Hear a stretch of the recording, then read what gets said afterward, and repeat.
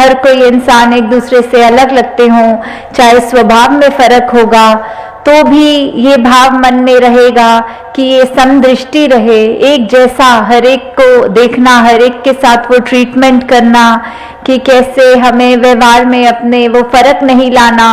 चाहे कोई अमीर है, गरीब है या किसी और तरह से अलग हैं, चाहे विचारधाराएं अलग हों, चाहे वो अपने रिलीजियस बैकग्राउंड, तो कैसे हमें ये फिर भी निगाह समदृष्टि की ही बनानी है कि हर एक ऐसा है जैसा मैं खुद हूँ, हर एक को मैं उतनी ही इज्जत दूँ जितनी मैं चाहता हूँ कि मुझे मिले। तो वो निगाह जब होती है, और वो निगाह आ भी हमारे चरित्र में तभी सकती है जब हम खुद पहले एक वैसे संत का जो जीवन है वो अपना पाएं, कि कैसे हमारे मन के भाव, हमारे दिल के अंदर क्या है, वो हम समस्त पूरे विश्व में एक एक इंसान जो है किसी भी बैकग्राउंड के, उन तक जब ये प्यार कर पाएं इस तरह कि चाहे वो कहीं पे भी पूरे विश्व में रहते हों, फिर भी हमें यही देखना है कि ये इंसान सब अपने हैं। हाँ जी। इनकी दृष्टि नर नारी में परमेश्वर को देख रही, इनकी दृष्टि सारे जग में नर नारी की बात यहाँ एक उस तरह ली जा रही है कि ये जो अगर जेंडर है कि एक हम शरीर एक नर के शरीर में आए हैं कि नारी के शरीर में आए हैं, तो शरीर का और आत्मा का तो वो कोई उस तरह मेल, उस तरह की जो बात है कि हर एक के अंदर एक ही नूर है,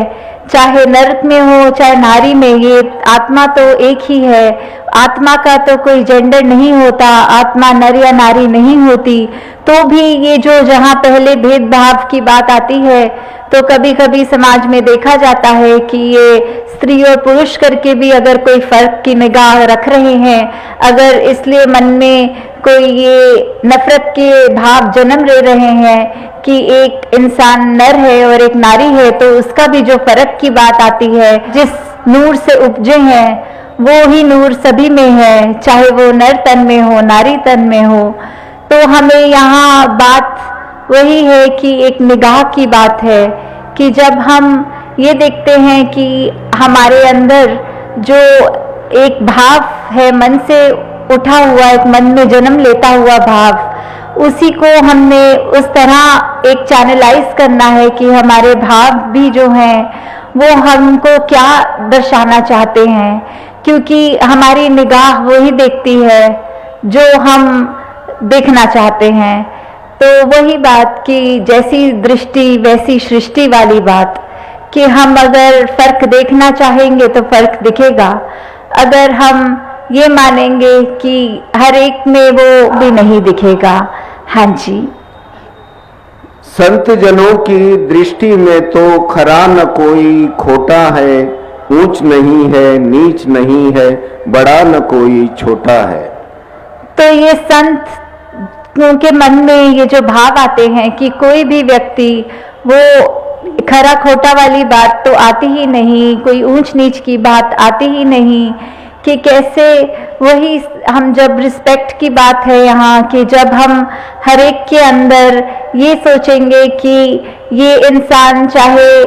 कैसा भी है, पढ़ा लिखा है नहीं है, चाहे वो कोई भी बोली बोलता हो, चाहे खाता पीता, ये जो एक कल्चरल डिफरेंसेस हैं वो कैसे भी हों, वो व्यक्ति भी जब श्रेष्ठ होता है, तो ये नज़र वाली बात है कि हम अगर अपनी नज़र में वो अच्छाई देखना चाहेंगे तो अच्छाई दिखेगी, क्योंकि ये नज़र ही बदलने से नज़ारे बदलते हैं। तो हम जो भी करें किसी को उस तरह ना मान के करें कि ये व्यक्ति कुछ छोटा है या ये बड़ा है। तो वही बात आ जाती है कि हमारे जो स्वभाव की बात आती है कि हम चाहे दूसरों को स्वभाव में अगर कुछ ऐसी चीज़ है कि वो हमें किसी प्रकार की भी चुभन दे रहे हैं, तो हमें वो बर्दाश्त की बात, वो सहनशीलता की बात, वो अपने मन को बड़ा करने की बात, क्योंकि वही बात जो एक कही गई है मार्टिन लूथर किंग की कि we must learn to survive together otherwise we'll perish as fools, कि कैसे हम एक समझदारी से ये सीख लें बात को कि हमें बातें चाहे पसंद है नहीं पसंद है, उससे ऊपर उभरना है, हमें एक साथ जीना है, हमको एक साथ इसी में ही समझदारी है कि हम एकत्व की बात रखें, मन में मनमुटाव ना रखें और एक साथ जिएं। वरना तो फिर अगर हम जिएंगे भी तो वो बात ऐसी आ जाएगी कि हम एक दूसरे से ही तकरारें करते रहेंगे, एक दूसरे से ही इतनी नफरत, इतना वैर, ऐसे भाव मन में बसा लेंगे तो दूसरे के साथ हम रह नहीं पाएंगे और इससे नुकसान सिर्फ और सिर्फ हमारा है। तो हमें सिर्फ यही बात को ध्यान रखना है कि कैसे हम अपने जीवन में जहाँ एक साथ जब तक रहेंगे, अपने आपका भी कल्याण वही है हमारा, हम सबको फिर एक ही बात एक मानकर साथ ही रह पाएंगे। जब तक हम फिर एक होकर जी नहीं सकते। फिर चाहे वही बात आती है कि अगर उदाहरण के तौर पे कुछ व्यक्ति अगर एक कमरे में बंद हों तो वो कुछ समय बाद वो अगर एक दूसरे के व्यवहार की वजह से एक दूसरे पे चिल्लाना शुरू कर दें या ये नफरत करके लड़ाई शुरू कर दें, तो फिर वो कुछ ही व्यक्ति एक कमरे में चाहे हों, वो नर्क का रूप ले लेता है वो एक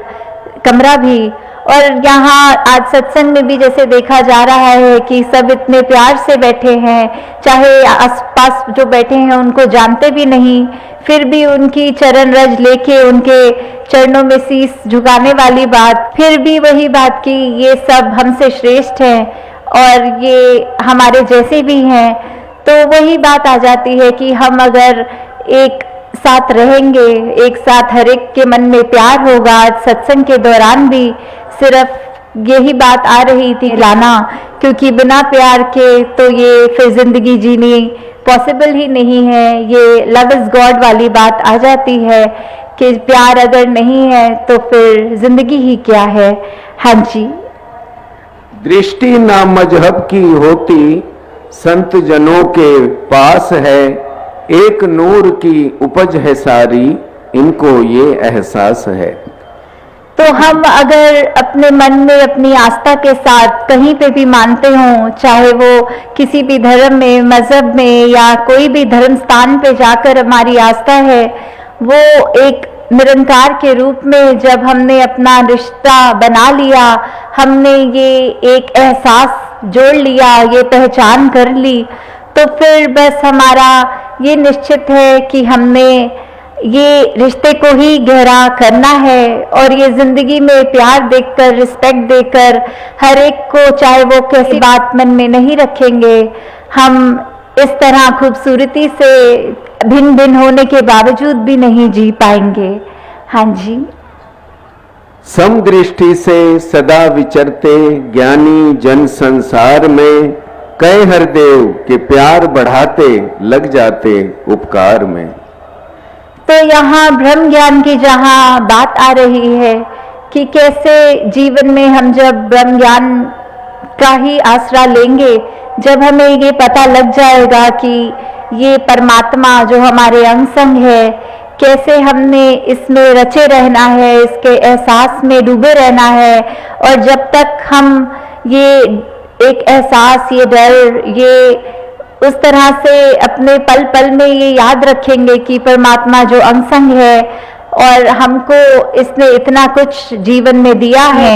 जब ये बात आती है मन मुटाव हमारे खत्म है और हमें सिर्फ ये करुणा मन में रख के हमें औरों के लिए सुखदायी जीवन अपना भी करना है और औरों के जीवन में भी जहाँ खुशियाँ बांटने वाली बात आती है,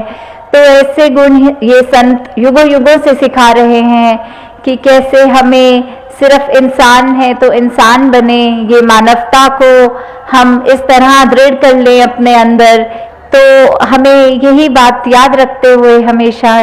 कि ये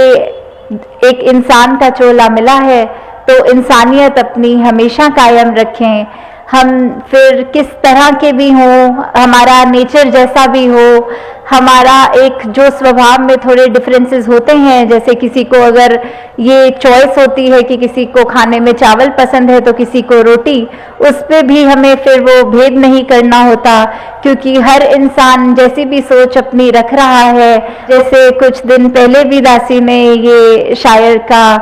लाइंस रखी थी और आज फिर आपके चरणों में रख रही है कि चमन में इख्तिलाते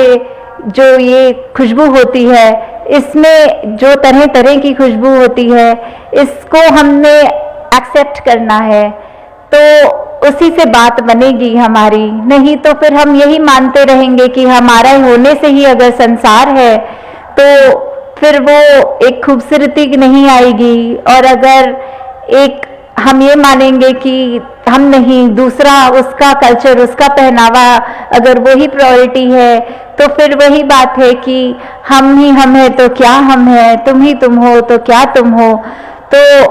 यही बात कि हम हमेशा अपने जीवन में ये सोच रखें कि एक एक इंसान जो है ये परमात्मा ने ही रचा है, हर एक को उसी आदर से, उसी रिस्पेक्ट से है, हमारे अंदर भी वही परमात्मा है। तो फिर हम एक जीवन अपना जहाँ बहुत ही अच्छा काट लेंगे, वहाँ ये मानवीय गुण हमारे अंदर आएंगे, ये हमारी नज़र ऐसी हो जाएगी कि फिर हम एक इतनी वैरायटी होने के बावजूद ये हार्मनी वाली बात आती है, ये वननेस वाली बात आती है, ये दीवार रहित संसार, मनों में जो दीवारें बना दी हैं हमने स्वयं ही, वो गिराने पर ही बात बनेगी। तो दातार कृपा करे सभी पे कि ये जो जीवन है, ये एक भक्ति भरा जीवन जब रच जाए, हम में भक्ति इस तरह आ जाए,